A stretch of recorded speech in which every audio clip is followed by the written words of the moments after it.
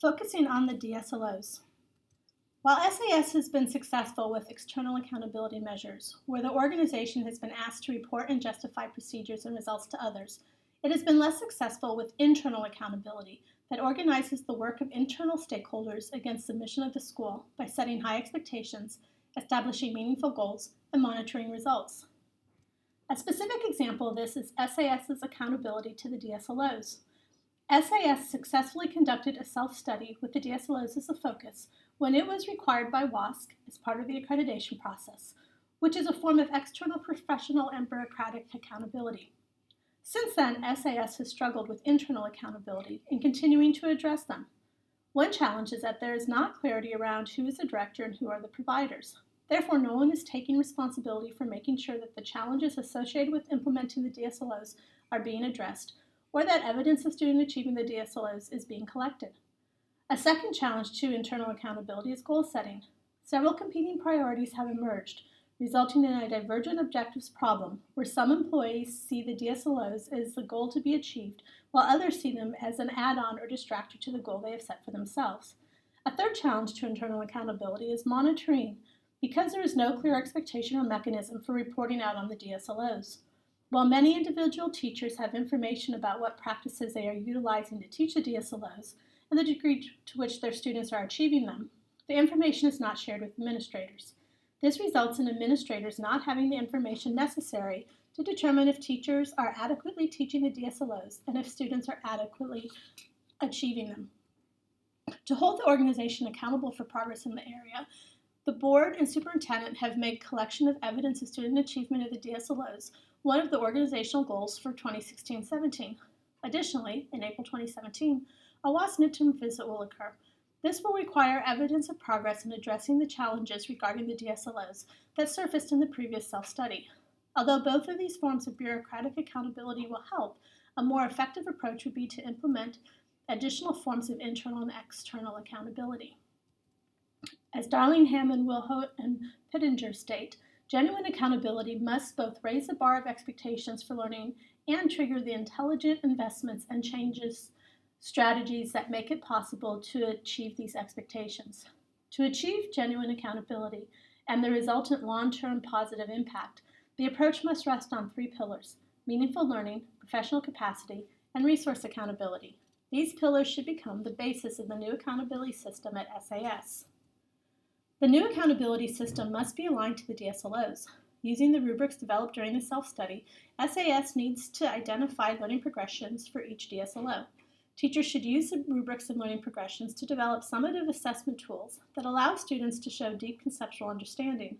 In addition, teachers should use the rubrics formatively to provide feedback to students, guide professional practice, and help students accurately self-assess their achievement. Because reporting results to parents in the community is a basic element of accountability, mechanisms for sharing DSLO student achievement results need to be developed.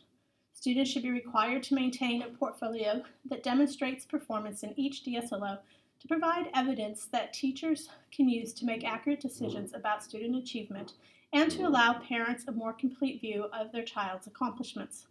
Finally, SAS should ensure that administrators and faculty use the results of these assessments to engage each other in a culture of inquiry, where data about student achievement of the DSLOs is regularly analyzed so problems are surfaced and addressed.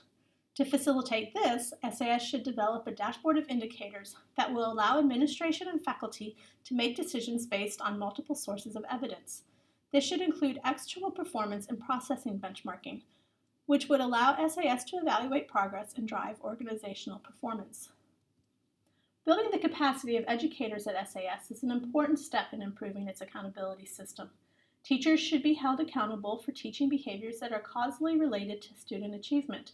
Fortunately, SAS already has in place a standards-based teacher evaluation system, including rubrics that state what teachers should know and be able to do.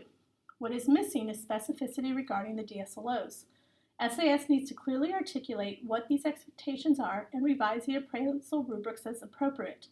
This will allow teachers to better demonstrate outcome-based accountability and will allow administrators to provide teachers with useful feedback, as well as to support struggling teachers through professional development.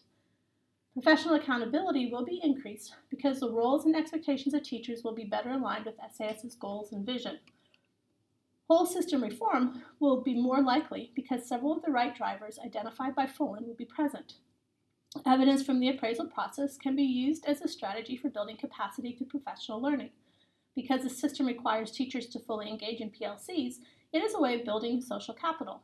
Finally, because the focus is on pedagogy instead of just implementing the latest form of technology, teachers can focus on how to best engage students in attaining the DSLOs. Finally, to improve resource accountability, SAS needs to deal with the complex political environment that is posing a challenge to meeting its goals. For most of the school's history, change occurred under the direction of each division. During this time, the Office of Learning contributed to the problem because its efforts resulted in, as Childress, Elmore, and Grossman put it, a slew of unrelated initiatives that collectively consumed massive resources and went nowhere fast. The Office of Learning needs to focus on systemic solutions instead of fragmented actions, the last right driver for whole system reform identified by Fullen. By redefining the role of the Office of Learning and implementing the DSLOs, there will be a greater clarity around who is a director, the Office of Learning, and who are the providers, division administrators and teachers. Requiring the Office of Learning to utilize evidence of meaningful learning will ensure that decisions regarding resource allocation, curriculum and instruction materials, and professional learning are all based on how SAS is performing in relation to student learning. The Office of Learning will be able to use evidence to determine what is working and what is not, allowing corrective action to be taken in a timely manner.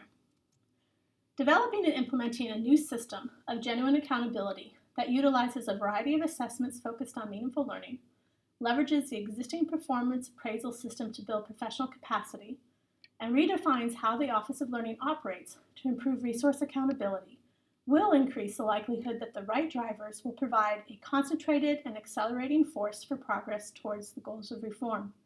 The end result will be SAS students achieving the desired student learning outcomes, becoming exceptional thinkers prepared for the future.